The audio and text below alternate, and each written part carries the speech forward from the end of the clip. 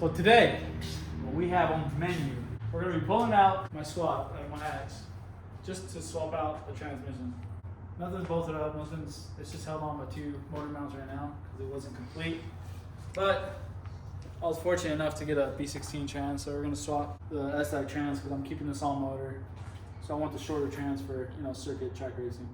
So we're just going to take the LS out and swap the trans. So it's a fully built GSR, and I think it'll be good with that trans. It'll be fun. Be a good time. So right now we're gonna pick up the hoist and get this motor out real quick.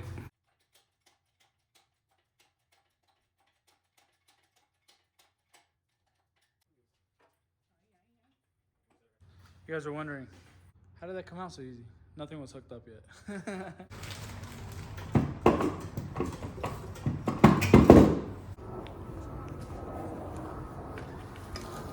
Hey, what you doing? Oh! Did you keep that? I did. I sure did. Stop making a mess. Dude, stop. Hell yeah, brother dog. Yeah.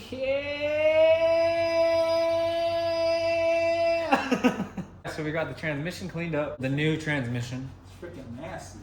It's better than it was for sure. If you guys want to know what that looked like, just refer back to one of the B20 swap videos. You'll find it. Yeah. Go ahead and do it. Shut up, dude. Slid in. Look at that.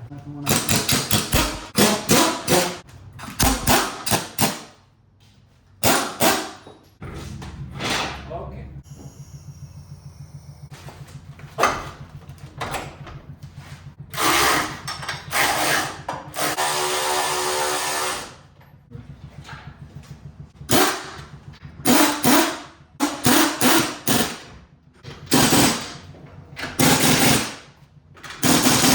What are we doing?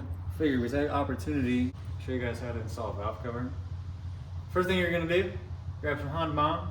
What you're gonna do is you want to make sure that all these corners are free of all RTV or form in place gasket maker, which includes Honda bond. Same with these corners over here.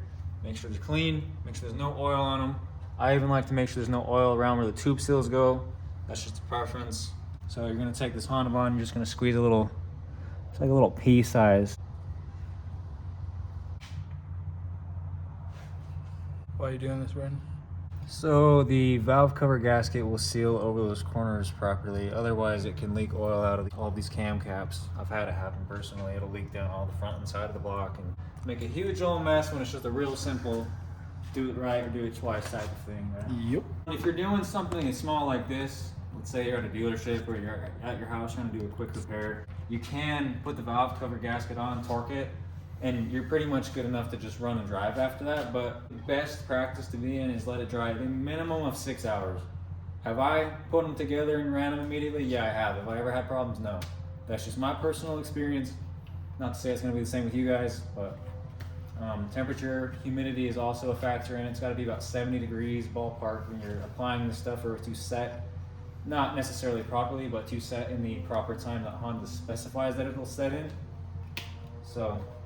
And it is a cure time of 24 hours before it's completely 100% dry. There's your gasket, there's your tube seals.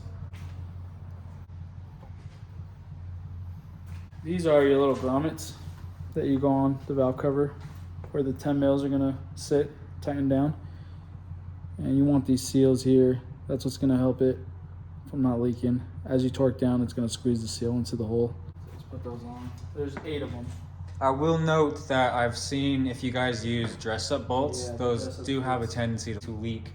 Whether or not you guys have, I'm not here to say it's always going to happen. So torque spec on these valve cover bolts is 7.2 foot-pounds, and there is a sequence, like an order that you're supposed to do these in. Yep, just up, down, up, down. Oh, that's so scary.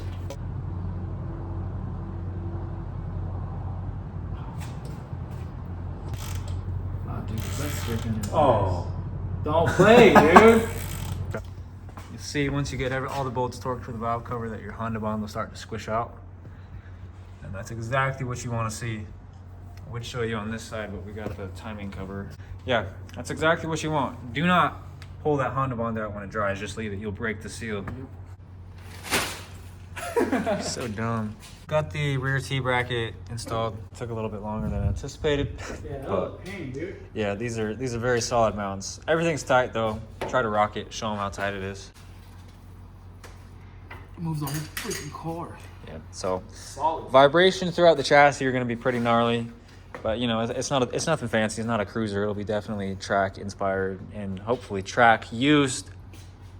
Let's see, we got a list of things we got to pick up tonight, so this video will definitely pick back up in the dark.